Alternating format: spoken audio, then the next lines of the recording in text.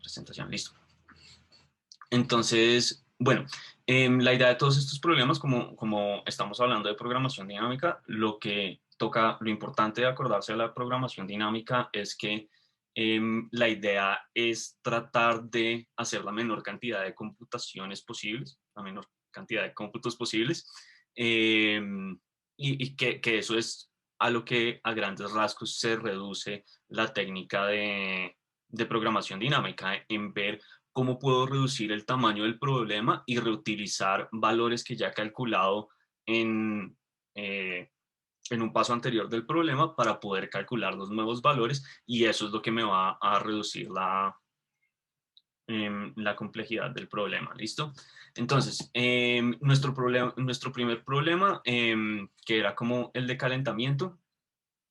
Este problema lo que me decía es que yo tenía una rana que estaba saltando entre diferentes piedras y tenía una cantidad máxima de piedras para saltar. Entonces la pregunta era, ¿cuánto era el costo de la rana para llegar hasta una piedra, como hasta el final de las piedras, teniendo en cuenta que el costo de cada salto iba a ser la posición en la que estaba parado más las posiciones que podía saltar? ¿Listo? Entonces, esto de hecho es un problema que nosotros ya habíamos hecho, no este específicamente, pero habíamos hecho un problema sumamente parecido, y la solución de este problema pues va a ser muy parecida a esa solución. Creo que esto era un problema que habíamos hecho hace tres o cuatro maratones, no me acuerdo bien, pero que tenía como el mismo funcionamiento del problema, ¿listo? Entonces aquí lo que estaba pasando es que pues yo tenía mis n piedras, cada piedra tenía un costo específico, y yo quería llegar desde la piedra 1 hasta la piedra n. Entonces aquí lo que debería hacer es buscar si puedo saltar máximo 3 piedras, sobre qué piedras tengo que saltar para minimizar el costo que me lleva a la piedra n. Entonces, pues si yo me paro desde la piedra 1, básicamente tengo 3 posibilidades: saltar a la piedra 2, a la 3 o a la 4. Si salto a la piedra 2, entonces el costo total sería de 20, porque es el costo de la piedra 2 menos el costo de la piedra 1. Y así con todas las otras piedras. Entonces a la piedra 3 tendría un costo total de 30, y a la piedra 4 tendría un costo total de 40. Y pues después de cada una de esas piedras tendría que ver cuál es el costo para las siguientes piedras. Entonces, si salté a la 2, ahora tengo que ver cuánto sería el costo de saltar a la 3, a la 4 o a la 5. Si salté a la 3, entonces tengo que ver cuál es el costo de saltar a la 4 o a la 5. Y si salté a la 4, cuál es el costo de saltar a la 5, y sumar todos esos caminos, y eso me debería dar el costo mínimo. Sobre todos esos, buscar cuál es el costo mínimo, que en este caso sería 30, saltando primero a la 30, 50, primero saltando a la piedra 2, después saltando a la piedra 3 y después saltando a la piedra 5. Ese sería el camino que nos gustaría tomar. Entonces, ¿esto qué tiene que ver con lo que habíamos hecho en ese problema que les decía? Que yo puedo mirar qué está haciendo la rana saltando hacia atrás para ver cuál es el costo mínimo que tenemos que calcular. Entonces, de todas maneras, pues tendría que calcular todos esos pasos, pero si yo calculo el árbol voy a estar haciendo muchas cosas. Entonces, lo que me gustaría hacer es ir pudiendo calcular el mínimo cada uno de los pasos que voy, y lo que voy a hacer es recorrer todo el arreglo, em, calculando precisamente ese costo mínimo de llegar hasta esa posición. ¿Mm? Entonces, pues lo que haría la rana es saltar em, a la realmente a la piedra 2 y después a la 5, y eso tendría un costo de 10, teniendo en cuenta los costos de esas dos piedras, y después tendría que saltar pues hasta la piedra 1 si voy de adelante para atrás, y eso me daría el costo total, un costo de 20, y esa es la suma que tengo que llevar. Entonces lo que haría la rana sería saltar a la piedra 2 y después hasta la piedra 5 y ya llegaría al objetivo. Em, y pues lo que tengo que pensar es en implementar exactamente eso. Entonces, ¿qué tiene la implementación? Que yo tengo que ir calculando este arreglo de costos mínimos. ¿M? Y una vez teniendo ese arreglo de costos mínimos, pues el resultado final va a ser el costo total que voy a tener en en la posición número 1 del arreglo desde la primera piedra. Entonces, este problema está implementado en Kotlin y lo que está haciendo, pues, puro al principio es toda la lectura del problema y acomodando em, todos los valores en su sitio. Entonces, está cogiendo todo el valor, el costo de cada una de las piedras, crea ese arreglo de valores mínimos y lo que está haciendo es pararse desde la última posición y empieza a buscar por cada una de las posiciones cuál sería el costo mínimo de llegar a esa posición. Entonces, todo el secreto de este problema está realmente es en este cálculo donde yo estoy mirando que el mínimo en cada una de las posiciones corresponda al mínimo que ya había calculado en esa posición y al mínimo al mínimo que yo había calculado en esa posición y el mínimo que tenía calculado en la posición en la que está parada la rana, con la diferencia entre el costo de la piedra de la posición donde está parada la rana y la piedra a la que llegaría. Entonces yo voy pasando por el arreglo de adelante hacia atrás, haciendo todos esos cálculos, y cuando llegue a la última posición, entonces, precisamente por la forma en la que estoy calculando ese mínimo, que es el mínimo de haber llegado a esa piedra desde cualquiera de las otras piedras anteriores, entonces ese tiene que ser el costo mínimo que, que tiene la rana para llegar hasta esa posición. ¿Sí? Em, y eso era este problema. ¿Listo? Entonces, este era el de calentamiento. Este segundo problema también era manejable. Entonces aquí lo que nos estaban diciendo es que a nosotros nos daban un conjunto de enteros y queríamos saber si podíamos encontrar un conjunto no vacío que sea un subconjunto de ese conjunto original que nos dieron, cuya suma sea par. ¿Mm? Y entonces tenemos que decir si ese conjunto existe o no existe. ¿Mm? Em, y tenemos un número de casos. Entonces aquí lo que tenemos que ver es cuáles son las posibilidades que yo tengo en el conjunto para saber si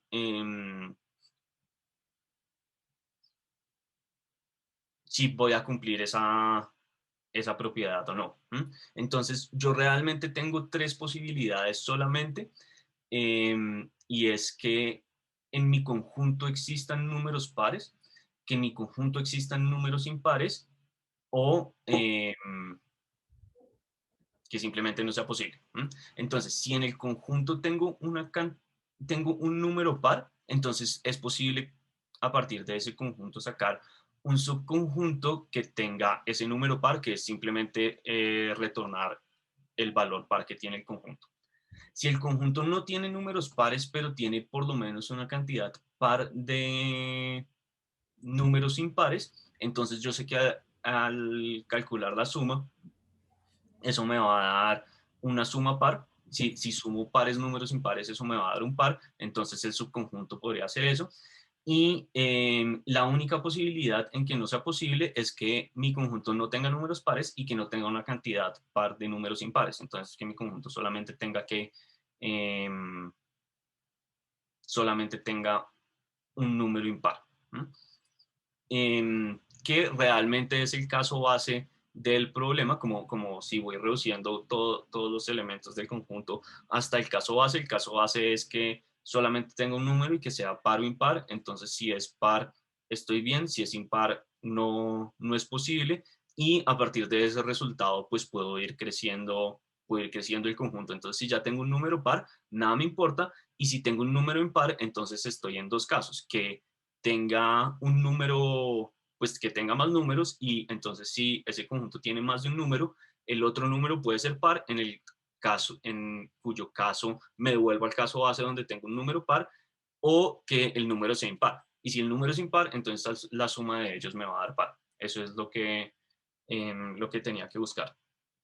Entonces, aquí está la definición del código. Entonces, nuevamente, pues primero es leer todos los elementos, y después lo que está haciendo es calcular los números impares y pares del conjunto. Entonces, si tengo números pares, pues directamente em, imprimo que es posible. Si si no tengo números pares, pero tengo una cantidad de números impares que es mayor que uno, o sea, por lo menos tengo dos números impares, entonces también es posible, y en cualquier otro caso, pues no es posible, y respondo a la suma de cada uno de los conjuntos que estoy creando. Parte de la especificación de este problema me decía que no importaba qué suma estuviera escogiendo, entonces para cualquier resultado posible, pues si lo dabas era correcto, entonces solamente me tengo que concentrar en qué está pasando como al principio eh, de la cadena. ¿Listo? Entonces ese era este problema, y aquí ya empezaba la curva de aprendizaje a ser un poquito más complicada. Entonces el tercer problema lo que nos decía es que yo tengo un par de me dan dos números de tamaño máximo 10 a la 18, y lo que me están diciendo es que a partir del primer número yo tengo que reorganizar los dígitos para que me dé el número más grande, que es menor que el segundo número que me están dando. ¿Mm? Em, y pues en el caso en el que lo encuentre, tengo que devolver ese número. ¿Mm? Entonces, cuando yo pienso ¿qué está pasando en este caso? Entonces, realmente tengo dos opciones que tenga para el número.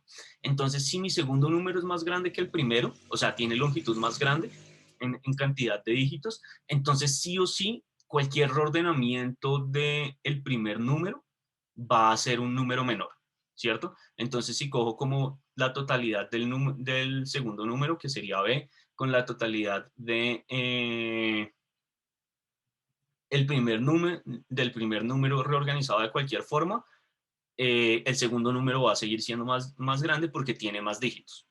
Entonces, en ese caso, lo que tengo que hacer es simplemente, como estoy buscando el número más grande que es menor que b, entonces simplemente tengo que ordenar a de forma descendiente, y ahí llego a la respuesta. En el segundo caso, entonces, si tengo la misma cantidad de dígitos en A y en B, entonces tengo que hacer algo muy parecido. Pues A lo tengo que ordenar de forma descendente de cualquier forma, y tengo que empezar a buscar dígito por dígito, desde el dígito más significativo de B hasta el dígito menos significativo, qué números puedo ir acomodando qué números de A puedo ir acomodando en la respuesta. Entonces, yo lo que quiero es que el número sea menor. Entonces, por cualquier número, como si cojo el primer dígito de B, busco si puedo poner ese dígito en esa posición dentro de las posibilidades que tengo en A, porque si lo puedo poner, esa sería la opción más grande que podría hacer. Entonces, pues si lo puedo poner, lo pongo. Y si no lo puedo poner, entonces debería poner un número menor. O sea, un dígito menor de las posibilidades que tengo en A. Y si puedo hacer eso, entonces ahora simplemente tengo que seguir poniendo los dígitos en orden decreciente, en las siguientes posiciones, porque ya sé que en ese punto tengo un número menor, entonces el número más grande que podría crear a partir de ese punto sería simplemente ir poniéndole los dígitos mayores en las posiciones más significativas de la respuesta. Em, ¿Eso tiene sentido? Entonces, pues básicamente con este ejemplo, qué es lo que estaríamos haciendo? Entonces aquí la respuesta sería convertir ese 3 en el orden decreciente, 9, 3, 2, 1, y esa sería la respuesta, pero déjenme, yo pienso en un ejemplo. Si pensamos en B como 5, 3, 1, 9, y en A como en 1, 2, 7, 5. Entonces, ¿cuál sería la respuesta acá? Entonces aquí estaría en el segundo caso y lo que tendría que hacer es como tengo un 5 en la posición más significativa de B, entonces debería poner el 5 en la respuesta, ¿cierto? Entonces el 5 debería ir como el dígito más grande. Si pongo cualquier otro número que sea mayor, o cualquier otro dígito que sea mayor que 5 en esa posición, no voy a cumplir la propiedad que A tiene que ser menor que B. Y si pongo cualquier dígito que sea menor que 5 en esa posición, no estoy creando el número más grande que es menor que B. Entonces esa es la única posibilidad, tengo que poner el 5. Ahora tengo el 3. Como no tengo el dígito 3 dentro de A, entonces tengo que buscar el siguiente dígito más grande de ese dígito 3 dentro de A, que sería 2, y lo podría acomodar ahí. Y ahí yo ya sé que no importa qué haga después, A es menor que B. ¿Mm? Entonces lo que tengo que hacer es acomodar los siguientes dígitos de A en, en orden decreciente para que siga siendo el número más grande que es posible. Entonces aquí tendré que poner el 7 y aquí tendría que poner el 1 y esa sería la respuesta. ¿Mm? Entonces eso es lo que tenemos que implementar. Entonces, nuevamente al principio estamos leyendo los dos números, los estamos acomodando como arreglos de números y estamos mirando, pues esa primera condición es mirar el tamaño de cada uno de los números. Entonces, si me da que B tiene más dígitos que A, simplemente imprimo A en orden descendiente. Y si no, entonces tengo que empezar a hacer esa búsqueda de qué dígito puedo acomodar en cada una de las posiciones, que es este método que está implementado acá, esta función que está acá. Entonces, lo que estoy haciendo simplemente es para cada una de las posiciones, miro si puedo empezar a... Miro si puedo empezar a hacer la búsqueda del dígito que tengo que poner desde el dígito correspondiente en la posición B. Y si lo puedo hacer, que es en esta condición de acá, entonces si lo puedo hacer, utilizo ese dígito y sigo adelante, porque sé que aún no he encontrado esa posición donde ya A seguro es menor que B. Y en el caso en el que sea menor, entonces lo que hago es buscar qué dígito puedo poner desde los dígitos más grandes que tengan A, ¿cierto? Que eso es lo que está haciendo este arreglo, eh, este arreglo de acá. Entonces, este arreglo de count A lo que está haciendo es en cada una de las posiciones para cada uno de los dígitos de A, estoy contando cuántos de esos tengo. Y lo que tengo que hacer es recorrer ese arreglo todo el tiempo desde el dígito más grande, que sería 9, hasta el menor dígito, tratando de poner esas posiciones,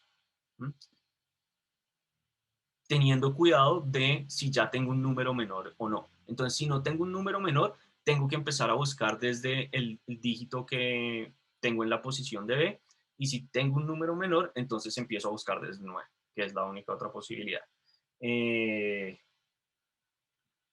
Y una vez ya haya pasado, entonces pues ese es el algoritmo que está acomodando los dígitos de A en la respuesta, y una vez ya haya pasado por todo B, entonces simplemente imprimo la respuesta, porque ya sé que llegué hasta el dígito menos significativo de B y ahí tengo que responder lo que tenga acumulado en la respuesta, que es lo que está haciendo este pedacito de código acá.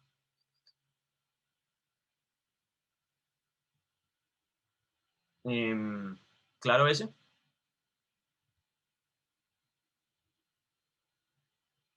Todo en orden, listo. Entonces, Profe, pero una duda, ahí en el problema decía 1000 milisegundos, ¿cierto? ¿Cierto? Yo como sé las si restricciones del problema, sí, de pronto sí. 1000 milisegundos, sí, eso, un segundo, sí. eso me alcanza para hacer o sea, sortearlos, porque yo pensé que eso, o sea, era mucho para 1000 milisegundos. No, 1000 Mm, milisegundos siempre es como 10 a la 9 y sortear es sí, en el login, o sea que sería, o sea, mira que si tú ves el número más bien como una string y no como un número que es 10 a la 18, obviamente solo tiene 18 dígitos, o sea que sí, en exacto. el login. De hecho, dado que solo tiene un número, solo puede tener dígitos del 0 al 10, puedes hacer counting sort, lo cual te daría Del 0 al complejidad 9. lineal. Sí, del 0 al Ah, 9. ok, no tenía ni idea, muchas gracias. Sí. Sí, pero generalmente eso no tiene tanto, porque como número es un número gigante, pero de hecho miren que yo acá no estoy tratando los números como números, en donde, sí, no, en ninguna parte estoy tratando los números como números, no se nota esto, pero aquí lo que estoy diciendo es como deme el valor numérico del carácter. ¿Mm? Entonces yo cojo el número como un string y lo parto en cada uno de los caracteres. Entonces ni siquiera importa si... em, sí, no importa nada realmente. No importa cuál sea el número, sino cuál es su longitud, que no es tan largo. Em, sí, listo. Y eso nos lleva a el cuarto problema. Em, que, por cierto, un paréntesis antes. Todos los lenguajes tienen un algoritmo de ordenamiento eh, implementado dentro del lenguaje que está probado que tiene complejidad óptima. Entonces seguro va a dar en el log n. Uno no tiene que pensar en eso, simplemente llamar el algoritmo de ordenamiento ya implementado dentro del lenguaje. Em, Mm, que depende de la implementación o sea, depende del lenguaje, pero eso generalmente tiene, ese algoritmo es una mezcla de Merge y de Quicksilver. Así. Bueno, listo, entonces ese era este tercer problema y esto nos lleva al cuarto problema. No nos lleva a ninguna parte, sino al computador.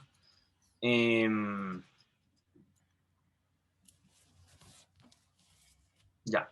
El cuarto problema, que este era uno de los problemas difíciles que nos iba a explicar Andrés.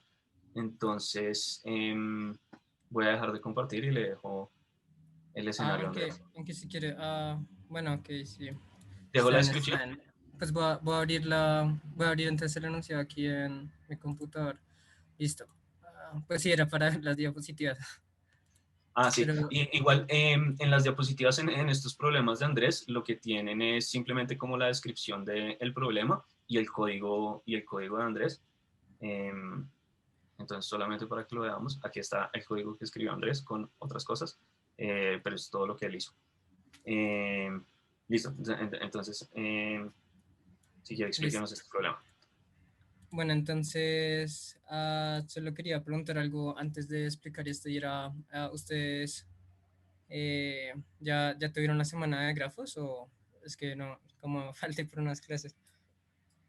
Em, Hicimos cosas no específicas de grafos, no. Pues como los algoritmos básicos hemos hablado.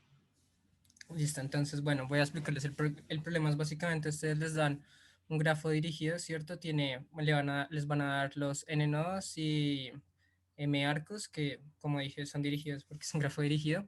Y para cada nodo lo que vamos a hacer es asignarle una letra del alfabeto, ¿no? Entonces, en este caso, siempre hablan del alfabeto en inglés, entonces solo son 26 letras.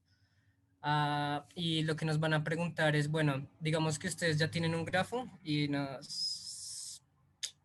bueno, no hay sí, ejemplos de un grafo, pero pues ustedes se pueden imaginar un grafo normal. Sí, bueno, tiene un nodo y cada nodo, bueno, ahí es dirigido y cada nodo pues tiene una letra, ¿no? Entonces puede ser como A, B, A. Y entonces lo que nos está preguntando el problema es, primero, bueno, nos dice cuál sería, si nosotros elegimos una ruta, ¿cierto? Y una ruta sabemos que no puede repetir nodos, ¿cierto? O bueno, digamos que sí, una ruta sí podría repetir nodos, pero bueno, como, como intuitivamente sabemos que es una ruta, ¿no? Solo es una serie de arcos sin repetición, más bien, no de nodos, pero sí de arcos, tienen que ser únicos los arcos que vamos a utilizar. Entonces, por ejemplo, una ruta en este caso sería utilizar este arco, entonces sería A, B, A. Listo, y entonces lo que nos preguntan es, si ustedes eligen una ruta, queremos maximizar que la letra que más salga, pues salga la mayor cantidad de veces. Entonces, por ejemplo, en este caso saldría la A dos veces, entonces la respuesta para este problema sería 2. Pero si nosotros, por ejemplo, tuviéramos aquí una C y eligiéramos este camino A, B y C, pues en este caso solo se está repitiendo una vez cada letra, ¿cierto? Entonces esto no sería lo máximo, porque entonces si elegimos este camino, la respuesta nuestra sería 1, pero lo que queremos maximizar es el valor del camino, que es la letra que más se repite. ¿Listo? Bueno, entonces aquí nos dicen que hay veces en la que la respuesta va a ser infinito y entonces en ese caso deberíamos decir que es -1, ¿cierto? ¿Y a alguien se le ocurre por qué la respuesta puede ser infinito?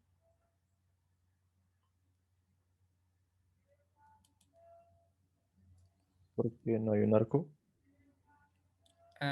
No. Bueno, o sea, la respuesta sería infinita si, por ejemplo, eso, si hay un ciclo. Si hay un ciclo, pues obviamente va a ser infinita porque podríamos, bueno, no, en teoría sí, no es realmente necesario que los arcos sean como solo se elijan una vez porque, bueno, en ese caso, bueno, ustedes entienden más o menos la definición de un camino, pero sí, en ese caso sería infinita. Entonces el problema ahora está ahí en dos partes, ¿no? O sea, podemos taclear primero la parte en la que nos están preguntando cómo hallamos un ciclo en un arco dirigido y después sí saber cuál es el camino con mayor valor, ¿no? Según las definiciones que les dije. Entonces, ¿a alguien se le ocurre uno cómo puede saber si hay un ciclo en un arco dirigido, en un grafo dirigido? De hecho, eso es lo que hace este problema re bacano porque yo por lo menos me sé tres maneras diferentes de hallar ciclos en un arco. Ok, sí, pero BFS, ¿cómo?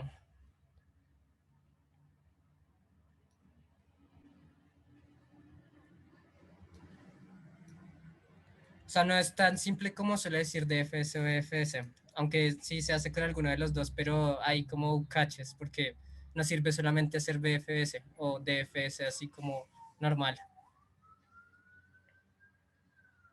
Marcando los nodos como.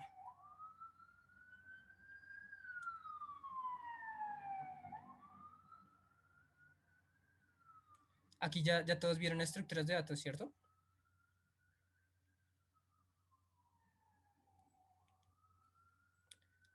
Sí, pero mira que eso es lo mismo que hacer un DFS normal. O sea, haber marcado, o sea, marcar solamente los que ya hemos visitado no sirve mucho realmente. O sea, y lo voy a hacer en un ejemplo normal de por qué no sirve es solamente como, rayos, como marcar nada más uy, rayos, creo que Refresh. voy a ahorrar todo otra vez. Bueno, entonces, o sea, digamos, si nosotros quisiéramos ver si hay un ciclo y tuviéramos este grafo, ¿cierto? Que obviamente no tiene ciclos. Entonces, ¿tú cómo no sabrías por dónde iniciar, ¿cierto? El DFS. Digamos que lo inicias aquí, ¿cierto? Entonces, como él solo puede bajar acá, entonces él va a marcar este nodo y este nodo. Y nosotros después iniciamos acá porque es un nodo que no hemos marcado y vamos abajo y vemos que ya se marcó, pero eso no nos dice nada. O sea, no nos dice si hay ciclo o no hay ciclo. Por eso digo que hacer un DFS normal no sirve para resolver este problema. No, pues debe estar como modificado, claro. Sí, ¿se te ocurre cómo modificarlo? Eh, pues no sé, o sea, si por ejemplo es una lista de adyacencia, eh, pues Aunque iniciar no todos deberías pensar tanto en cómo estás guardando el grafo, sino, pues sí, más bien como mantener un arreglo de visitados y pues cuando lo visites true y luego miro como mm, los adyacentes y tengo como otra función para eso y me mantiene como un booleano cada vez que busco el siguiente. No, miro si no lo he recorrido, o sea, si no lo he visto ya, pero más o menos. no nos pasaría lo mismo que nos acaba de pasar si solo tenemos un booleano que marca si lo hemos visitado, ¿no? Bueno, hasta les voy a decir una manera de hallar ciclos que es súper bacana, que la podemos ver de estructuras de datos, y es, ¿se acuerdan el problema de hallar los componentes fuertemente conectados, ¿no? Sí, O sea, digamos fuertemente que obviamente si conexos. no supiera hacer eso, también sabes si hay ciclos, porque un componente fuertemente conectado, además de un nodo, es un ciclo. O sea, usar, creo que Cosarahu se llama, o otro así. Sí, pues así, sí, o sea, básicamente podríamos, si nosotros abstraemos el problema, podríamos llamar una función que calcule por nosotros, que nos diga cuántos componentes conectados hay, ¿cierto? Y entonces, ¿cómo sabríamos si hay un ciclo? Si sabemos cuántos componentes conectados hay.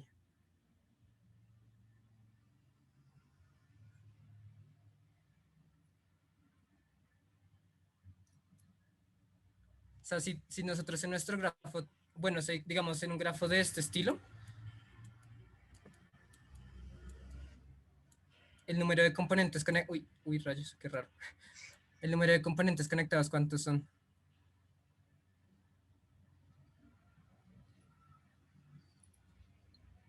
En este caso son tres, ¿cierto?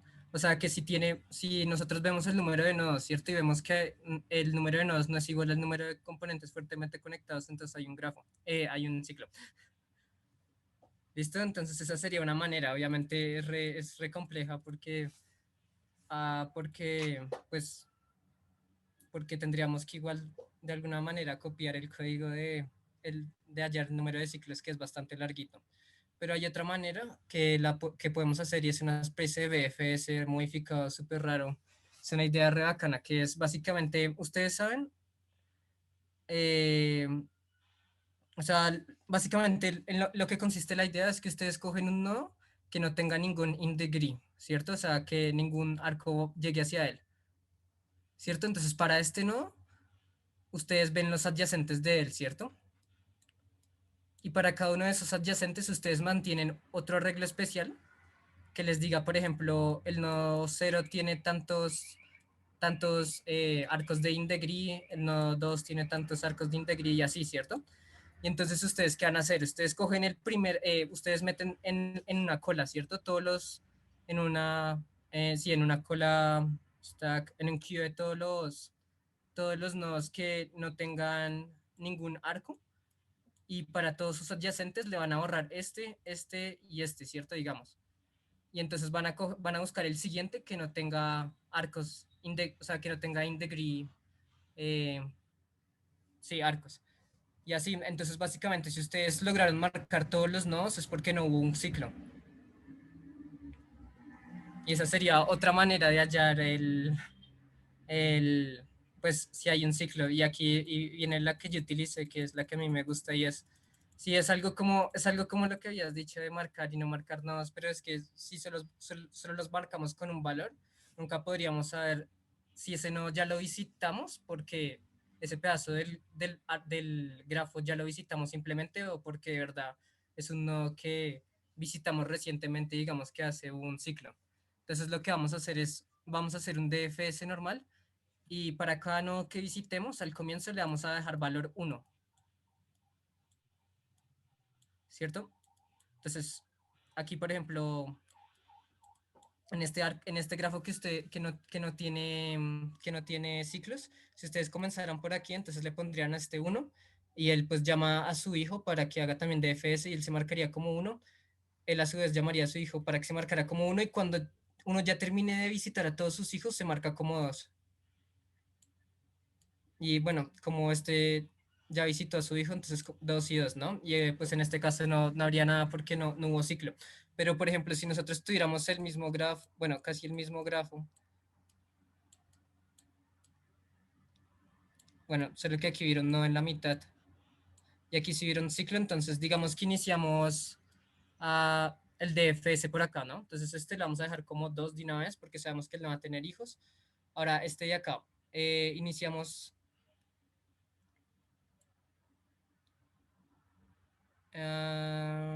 bueno, iniciamos en este nodo de aquí, entonces el que va a hacer, él se va a marcar como 1, va a llamar a su hijo que es este de acá y se va a marcar como 1. Este a su vez llama a este que se va a marcar como 1, pero como este va a haber, entonces aquí es donde está la diferencia, ¿no? Si este hubiera visto que su vecino es un 2, significa que no lo estamos considerando en este momento, sino que él ya terminó de visitar a todos sus hijos. Pero como es un 1, sabemos que él está activamente buscando a sus hijos, significa que nosotros fuimos un hijo de él y lo volvimos a encontrar. Entonces así hallamos si hay un ciclo, manteniendo un valor 1 y 2. Y ya, entonces básicamente eso fue lo que hice, uy, aquí en mi código. Ah,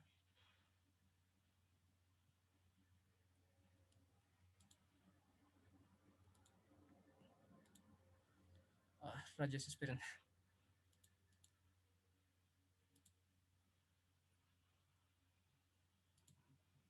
Ya miren, entonces aquí es simple, ¿no? Bueno, en este caso yo utilicé fue, sí, 0 y 2, porque lo estaba haciendo de rapidez y no sé, no lo puse bien. Pero bueno, entonces al comienzo los marco como 0 y digo, la respuesta es que no hay ciclo por ahora. Y digo, si este es un adyacente mío y tiene un valor -1, es que no lo he visitado, entonces lo voy a visitar y voy a guardar si él me dice si un ciclo o no un ciclo. De lo contrario, si yo encuentro que mi adyacente es un 0, es de los nodos que se estaban revisando en este momento, entonces hay un ciclo, entonces puedo retornar de una vez true, de que hay ciclo. Apenas ya haya terminado de visitar a todos mis adyacentes, me marco como 2 y ya pues es muy corto. Por eso me gusta este método más que cualquiera de los otros. Pues para que se lo aprendan, ¿no? Pues yo, si hubiera tenido más tiempo, si lo hubiera cambiado a 1 y 2. Pero bueno, ya, entonces sí entendieron uno cómo hace para hallar ciclos fácilmente, ¿cierto? En un grafo dirigido. Sí. Eso significa ANS o ciclo de ADJ. O sea, porque, o sea, básicamente lo que pasa es Ahí es que, la digamos que recursión. tú visitas uno de tus hijos y tu hijo te dice que él no tiene ciclo, ¿no? Pero ¿qué pasa si el otro sí tenía ciclo? Entonces, por eso lo hago con un OR, para que él mantenga el true de alguno. Ah, ok. O sea, ahí no es con dos palitos. Sí, no, esa es la operación de hacer el O y no el comparador de hacer el O. O sea, está haciendo como la Ah, claro. operación O sea, esa a es la nivel de... binaria. Sí, Serviría a los exacto. dos, solo que me gusta más la binaria para ser ficti. Pero ya Pero sé. ¿las dos son igual deficientes o no? Está en teorías más rápida porque este es un booleano y se le ocupa un bit. Un bit, sí. Sí. Ok, ok. Entonces él no piensa nada, solo hace como pues la operación en bit. Pero bueno, y ya, y entonces ahora ya resolvimos el problema primero de ver si hay un ciclo. Entonces, bueno, lo primero que tienen que ver es, bueno, cuando ustedes quieren saber si hay un ciclo, pues obviamente ustedes no saben por dónde comenzar, ¿cierto? O sea, dónde van a comenzar a buscar el ciclo. Entonces, lo único que pueden hacer es literalmente dejar todos los nodos desmarcados, que es lo que hago aquí. Los desmarco poniéndoles -1. Y para cada nodo que no haya sido marcado aún, de ahí empiezo a hacer el DFS para ver si hay o no hay ciclo. Entonces, si hay ciclo, de una vez retorno -1. Listo, y ahora sí viene la parte interesante de sacar el problema y van a ver que, bueno, el problema solo es esto, que es lo bacano de todos estos problemas, es que la verdad son bien corticos de hacer. Entonces, ahora, ¿cómo hacemos para saber, cómo hacemos para saber cuál es la ruta que más va a tener repetida una letra que nos vaya a servir? ¿O cómo se les ocurriría?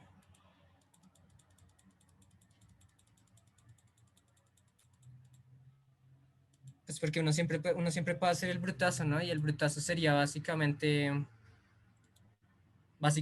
hacer todas las rutas, ¿no? Podemos intentar hacer todas las rutas y eso, de hecho, es re fácil de implementar, es tal vez más corto que lo que dice ahí, es básicamente ustedes lo que harían es, marcan, o sea, van haciendo un recorrido y van marcando, pero apenas terminen de recorrer un nodo, lo desmarcan otra vez para que alguien arriba lo pueda después volver a coger, digamos. Y así estarían sacando todas las rutas, ¿cierto? Pero pues la complejidad de eso es exponencial, porque es básicamente de cuántas maneras podemos elegir como los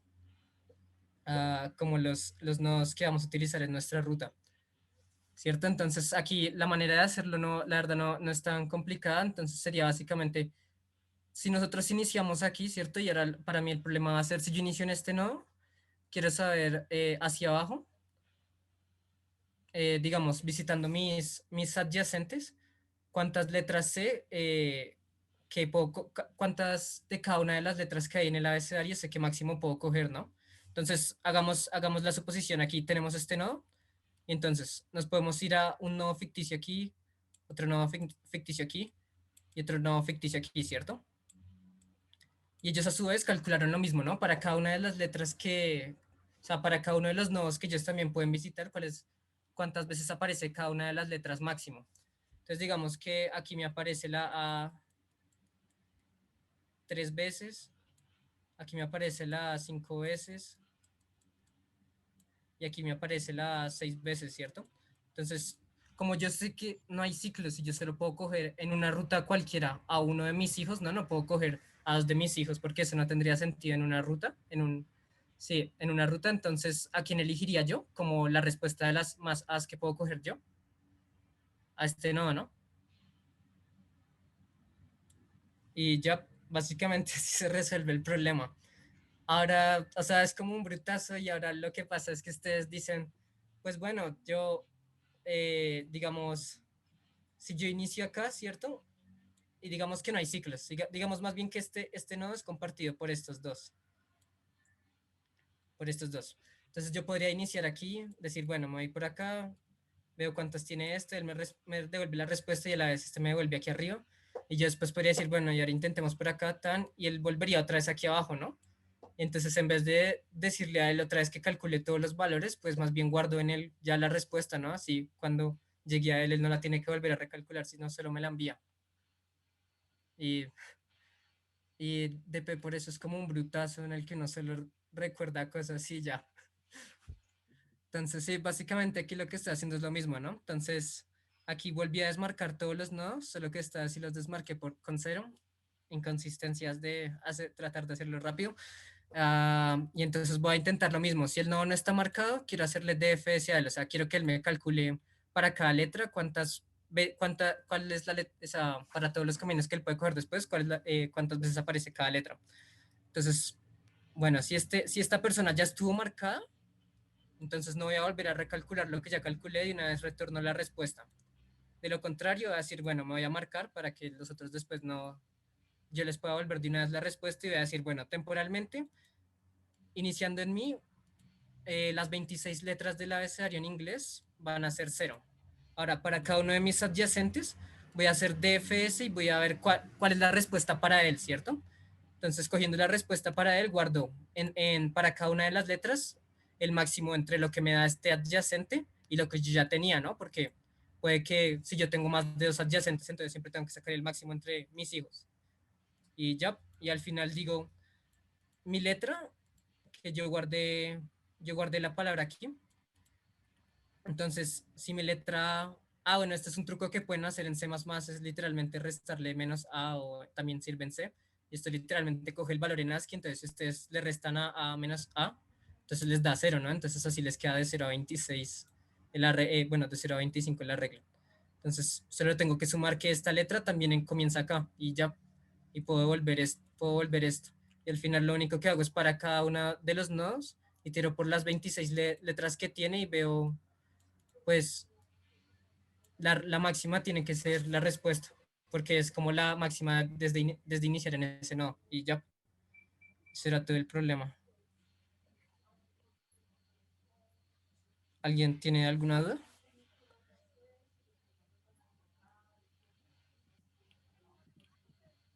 Igual el código también quedó público, o sea, si ustedes clican en mi submission también lo pueden ver. Sí. Sí, yo también lo voy a subir al repositorio. Pero si entendieron la idea.